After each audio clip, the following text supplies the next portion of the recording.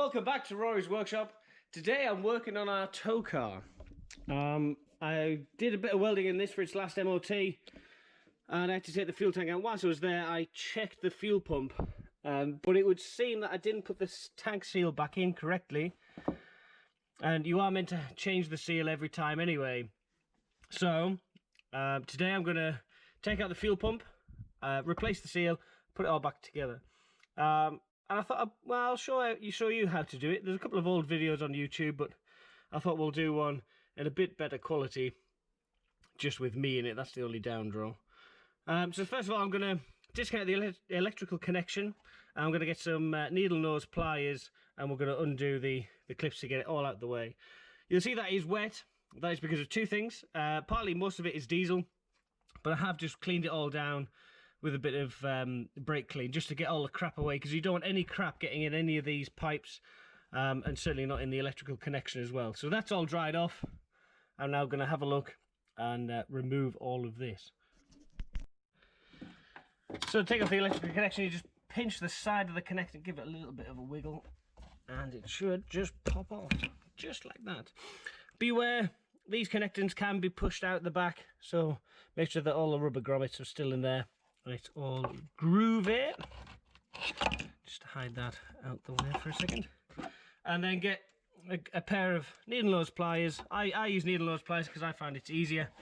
You just down the sides, grab hold of the locking tabs, give them a bit of a squeeze, and then it just pulls out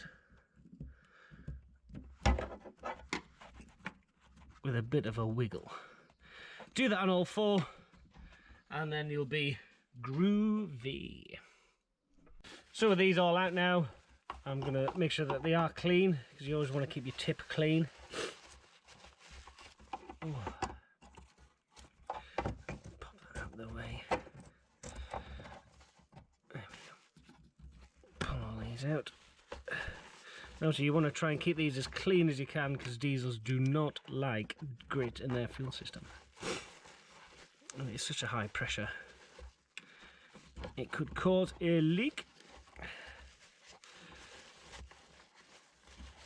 Excellent. Right, I'll try and keep all of these clean and out of the way, but I suspect that's going to get in the way. So now I don't have the locking ring spanner, and hopefully I don't need to do this again, so I'll risk it. These rings are metal, so you can give them a bit of stick. The pump is spring loaded as well, so you need to be aware of that, because when the threads let go, it may suddenly bounce. Whoa.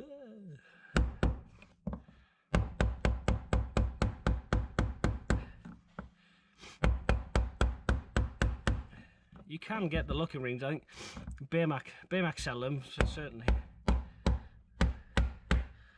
other retailers are available. Right, so I'm going to clean that locking ring as well, because that is dirty. We don't want it to be dirty. You can see the spring that I'm fighting against. And also you might just be able to make out the locking. There's a locking pole just here to ensure the correct orientation for the pipes, etc. There we go. Locking ring out the way. Perfect. I'm just going to leave these free for a second so I can splay them away from the pump.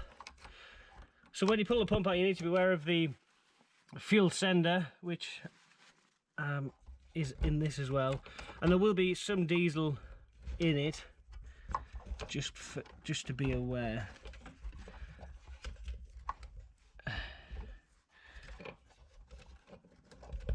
And then I'll show you the priming technique and everything afterwards. And naturally, if it can get caught, it will. It's just one of those things.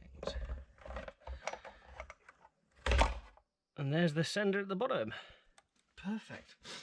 Obviously, you do need to have a fairly low level of diesel, because if it's full, it's going to go everywhere. which is how we found out that it was weeping.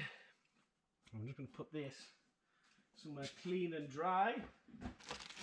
So the seal that I'm going to be fitting is one from, obviously, Bearmach. I really like their stuff and they're really good. So the way to fit it is you fit the seal to the tank first and then you fit the pump. When I inspected the fuel tank when I had the tank out, I fitted the seal to the pump and then threw it in, which is incorrect, because what there is you got this seal reel, and it's this piece here that sits inside this collar here on the tank, and it keeps the tank obviously sealed against the cap, the pump, and the tank itself. So don't put it against the pump like I did. And you are meant to, every time you take the pump out, you are meant to replace this seal. And I think if the manufacturer recommends it, it's generally so they can make money. But I do agree with it having done it.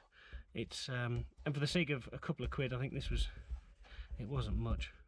And it's peace of mind as well, because you don't want to be doing the same job twice.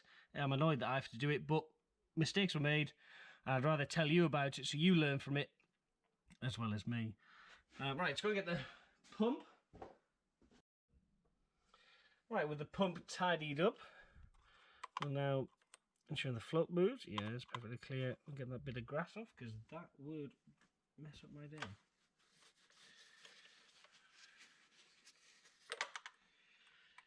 The pump is nice and clear. The filter underneath is a little bit grey from all the crap, but actually it's clear. There's nothing big in the way, which is a good sign. Alright, let's throw it in. Let's see that in first. Turn 90 degrees. Slot it in. Woof. Make sure the pipes aren't caught. That green one, sorry, goes in the tank, obviously. It's a little bit of a tight squeeze, but it will go. And then, oh yes. So now you can see that the pump is in. It's hitting the bottom of the tank, which is good. It's what we want. Just double checking round, making sure that the seal is still seated where it should be. Clean the metal ring before we throw that back on.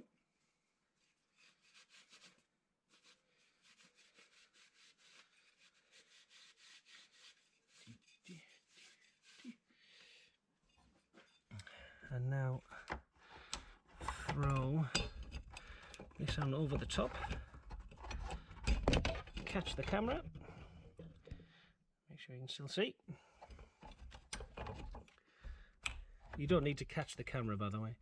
So this is another point, that you need to make sure that this locking pole here, locating between those two pieces down there. So we'll push it down, get it seated fully down. So now with the locking pole fully engaged, we'll rotate the locking ring on. I can feel it's gone on nice and square, which is great. I'm now going to use the unauthorised technique. I'm using a copper drift just to try and save the metal ring.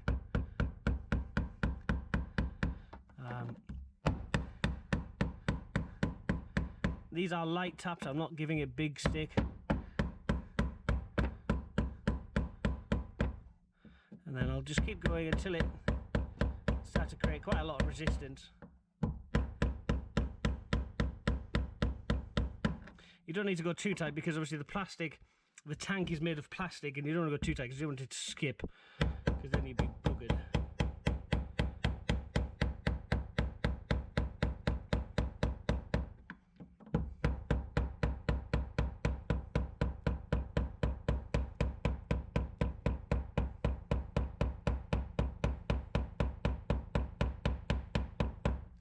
I think that's probably about it. Somehow, sorry, I just used your light there. And now it's just a case of reconnecting these connections. Obviously, you need to make sure that these are clean. I cannot stress that enough, that the ends are clean. If you get a new pump, they come with bungs in each of the receptacles. So if you snap one of these clips, Don't worry too much if you've got a new pump, because the new pump comes with new clips and you can easily take the old ones off and refit new ones. So something less to worry about, I suppose. Obviously these do need to go back into the same place they came out, otherwise it won't run. And it's just a case of lining everything up, make sure that they're horizontal, and then just popping them in.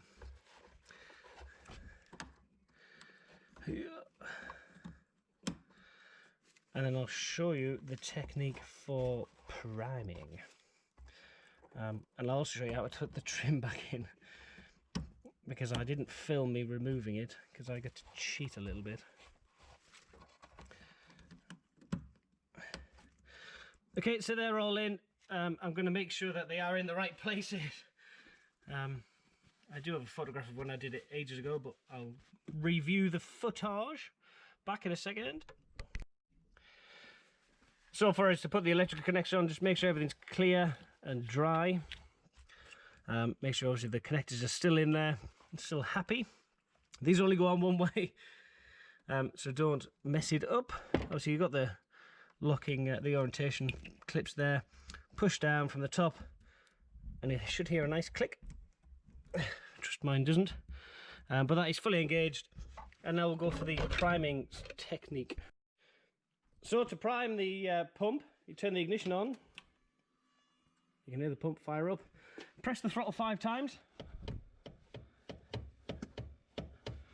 and then you should get a flashing light, engine management light, which is totally fine. And that's just the pump going through its normal sequence. Wait for the pump to stop. I tend to do this 2 or 3 times just to guarantee it, and then we'll fire it up. So I'll do this again, and I'll get back to you in a moment. So for the final time, 1, 2, 3, 4, 5. Started. We'll go around the back and we'll check that there's no leaks coming out the connections, which would be a bit of a disaster. No, all is looking well. I'm going to dry up this diesel here, and then I'll leave it open, go and fill it up with fuel, and then I'll be able to see if, and I'll leave the cover off so I can see through from obviously the window. I can see if it's starting to weep through, and then I'll stop. But hopefully that'll be it. Back in a minute. Okay, so it's still priming away, but what I'll do is I'll turn it over and it should fire up. Perfect. Don't worry about the 3 amigos. I've got a traction control fault, and it's just a sensor. I haven't fitted it yet. Perfect.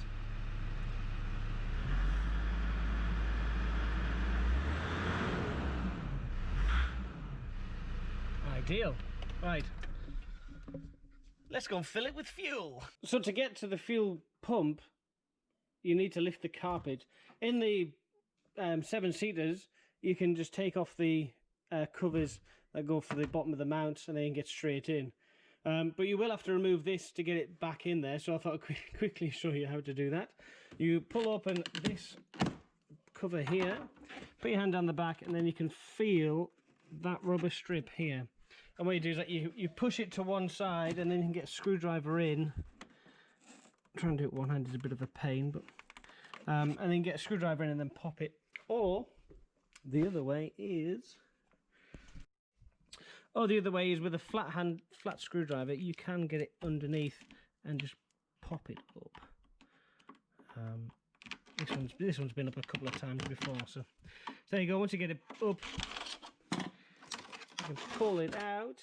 It's really easy to put back in, and then you've got access to the 6 screws down here. Whip that out, and then it's easy to pull the carpet out, and then obviously really easy to relay. What I'm going to do now is I'll put the cover back on, lift this, get the carpet back down, shove it back underneath all the stuff in the corner, and get it all back to how it should be. And then once it's all back in, you do need to bend this a little bit just to get it to hook underneath each side, because obviously it is longer than what it is meant to be, but you can bend it, bung the screws in, and then it goes the other way. Put it in the right way. Goes that way. Bend it a little bit and it'll go. Put the screws in, put that in, vacuum it out, job's a fish. And then just like that, it's all back together. Nicely vacuumed, all back together. Actually, this strip you just push back in and it'll seal in perfectly. That'll do for this video, I think. I'll leave that one there, but I'm now got to do some other jobs on the Discovery. Whilst it's in, I may as well do them all. But thanks very much for watching. Stay safe out there. See you soon. Take care. Bye now.